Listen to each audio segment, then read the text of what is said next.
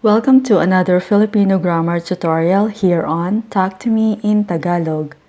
In this video, we will study the Tagalog prefix PAG. PAG. This lesson is requested by one of our subscribers. Can you please teach us about the prefix PAG, as in Pag-ibig and Pag-asa? Pag-ibig means love, and Pag-asa is hope. And these words, as you have already noticed, are both nouns. Forming new Tagalog nouns with the prefix PAG is really simple. Just place PAG before the root word of a Tagalog verb. So it's PAG plus verb root equals Tagalog noun. Here's our first example. Pag plus the verb root kain, meaning eat, becomes pagkain. Pagkain, which is the Tagalog word for food. Next is the example given by our viewer. Pag plus root word ibig, which means to like or want, becomes pag-ibig. Pag-ibig means love. Please note that a hyphen must be placed after pag if it's followed by a vowel. Our next word is pag plus asa, meaning to hope for something. If put together, they become pag-asa, which means hope. Pag-asa. Pag plus root word unlad, meaning progress, becomes pag-unlad. Pag-unlad. Development. Pag plus sabog, meaning blessed, becomes pagsabog. Pagsabog. Explosion. Pag plus hanga, meaning admire, becomes paghanga. Paghanga. Admiration.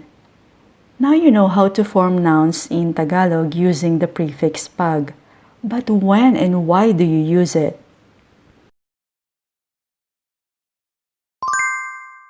All Tagalog nouns formed by combining pag and a verb root are used to describe any act of doing the action expressed by the root.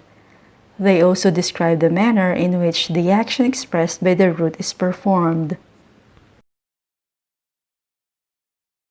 For example, the word pagdating describes the act or time when someone or something arrives. That's why it's translated into arrival in English. Pagdating. The same goes for pag-iwas.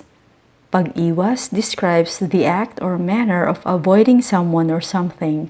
That's why its translation is avoidance. Pag-iwas. Let's use pag-iwas in a sentence. Halatang-halata ang pag-iwas ni Lynn sa pagbibigay ng anumang kontribusyon.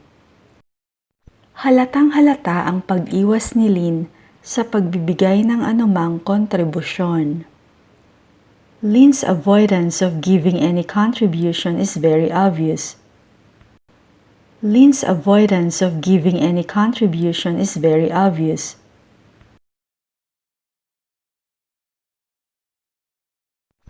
Our next nouns are paggising and pagtulog.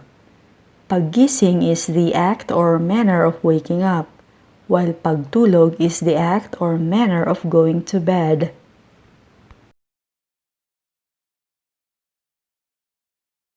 Regular ang paggising ko sa umaga, pero hindi ang pagtulog ko sa gabi. Regular ang paggising ko sa umaga, pero hindi ang pagtulog ko sa gabi. I wake up at the same time every morning, but I don't go to bed at the same time every night. I wake up at the same time every morning, but I don't go to bed at the same time every night.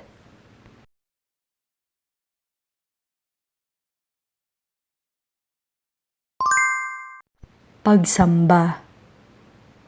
Pagsamba, meaning worship or adoration. Ang pagsamba sa Diyos ay bahagi ng buhay ko. Ang pagsamba sa Diyos ay bahagi ng buhay ko. Worshipping or giving glory to God is a part of my life. Worshipping God is a part of my life. Pag-aayuno. Pag-aayuno, meaning fasting. Ang pag-aayuno ay ginagawa ng mga Muslim tuwing Ramadan. Ang pag-aayuno ay ginagawa ng mga Muslim tuwing Ramadan. Fasting is practiced by Muslims during Ramadan. Fasting is practiced by Muslims during Ramadan. Paglalakad. Paglalakad. Walking.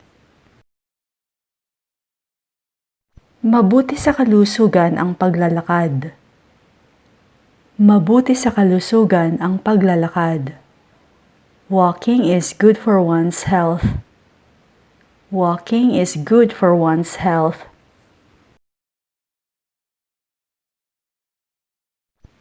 Pagbubuntis. Pagbubuntis, meaning pregnancy. Maselan ang pagbubuntis niya. Maselan ang pagbubuntis niya. She has a high-risk pregnancy. She has a high-risk pregnancy. Pagsusuri. Pagsusuri. This word has many translations in English. Review, evaluation, scrutiny, analysis, and testing. Libre ang pagsusuri ng COVID-19. Libre ang pagsusuri ng COVID-19. COVID-19 testing is free. COVID-19 testing is free. Pagdiriwang. Pagdiriwang, meaning celebration. Ang mga kalsada ay pinailawan para sa pagdiriwang. Ang mga kalsada ay pinailawan para sa pagdiriwang. The streets were illuminated for the celebration. Paghanga. Paghanga. Admiration. Tinitigan niya si Adele ng may paghanga. Tinitigan niya si Adele ng may paghanga. She stared at Adele with admiration. She stared at Adele with admiration. Paghihiganti. Paghihiganti. Revenge or retaliation. Determinado siya sa kanyang paghihiganti. Determinado siya sa kanyang paghihiganti. He's hell-bent on revenge. He's hell-bent on revenge. Paghahambing. Paghahambing, meaning comparison. Ito ay isang hindi patas na paghahambing. Ito ay isang hindi patas na paghahambing. It's an unfair comparison. It's an unfair comparison. Paglalasing. Paglalasing. Heavy drinking. Inilihim niya sa kanyang pamilya ang kanyang paglalasing. Inilihim niya sa kanyang pamilya ang kanyang paglalasing. He kept his heavy drinking from his family. He kept his heavy drinking from his family. paglabag, paglabag, violation or breach. Ito ay isang tahasang paglabag sa kasunduan. Ito ay isang tahasang paglabag sa kasunduan. It's a gross violation of the treaty. It's a gross violation of the treaty. Paglilinaw, paglilinaw, clarification. Ang buong issue ay nangangailangan ng karagdagang paglilinaw. Ang buong issue ay nangangailangan ng karagdagang paglilinaw. The whole issue needs further clarification. Pagluluksa, pagluluksa, morning. Ang gobernador ay nagdeklara ng isang araw na pagluluksa.